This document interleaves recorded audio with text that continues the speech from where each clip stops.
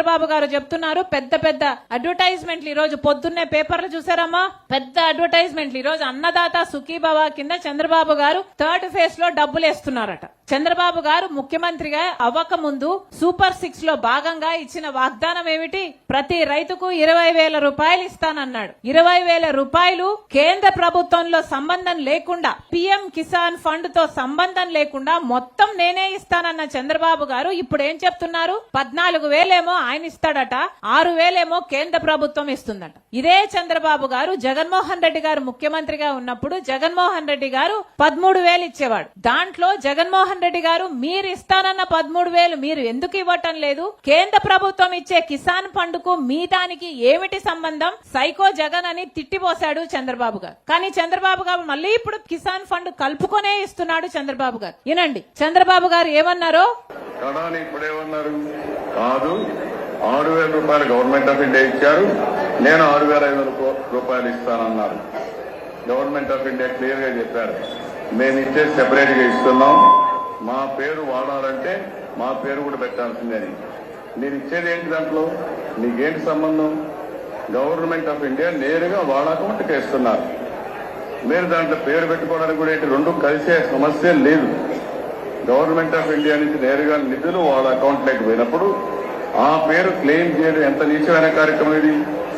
అంటే చంద్రబాబు గారు చెప్తున్నారు పిఎం కిసాన్ ఫండ్ నుంచి 6,000 ఇస్తున్నారు, అది మీ ఫండ్ లో మీ పథకంలో కలుపుకోవడానికి ఎంత నీచమైన పని, పిఎం ఇచ్చేదానికి మీ దానికి ఏమిటి సంబంధం అని ఆ రోజు జగన్మోహన్ రెడ్డి గారిని తిట్టిపోశారు చంద్రబాబు గారు. ఇది కాకుండా రైతులకందరికీ అన్నదాత కింద 20,000 రూపాయలు సంవత్సరానికి ఇచ్చే బాధ్యత నాది. 12,500 రూపాయలు ఇస్తానని కేంద్రం ఇచ్చే 6,000 కూడా లెక్క పెట్టుకుని మోసం చేసిన వ్యక్తి ఈ సైకో జగన్ రెడ్డి అని చెప్పి కూడా నేను మీకు తెలియజేస్తున్నా.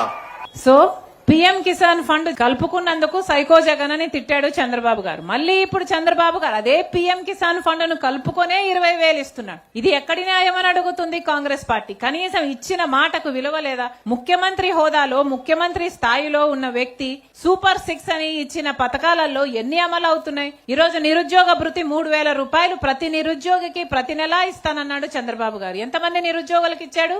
ఒక్క నిరుద్యోగికి ఒక్క నెల కూడా ఇవ్వలేదు. అలాగే మహిళలకు మహాశక్తి పథకం కింద సంవత్సరానికి 18,000 రూపాయలు ఇస్తానన్నాడు చంద్రబాబు గారు. ఇచ్చాడా? మరి ఇలాంటి నాయకులుంటే మరి ప్రజలు ఎలా బాగుపడతారు? అందుకే చెప్తున్నాం, ఈ రోజు ఒక్క కాంగ్రెస్ పార్టీ తప్పితే, ప్రజల పక్షాన నిలబడి కొట్లాడుతున్న ఏకైక పార్టీ కాంగ్రెస్ పార్టీ తప్పితే ఇంకొక పార్టీ లేదు. జగన్మోహన్ రెడ్డి గారు బల ప్రదర్శన యాత్రలు చేస్తున్నారు.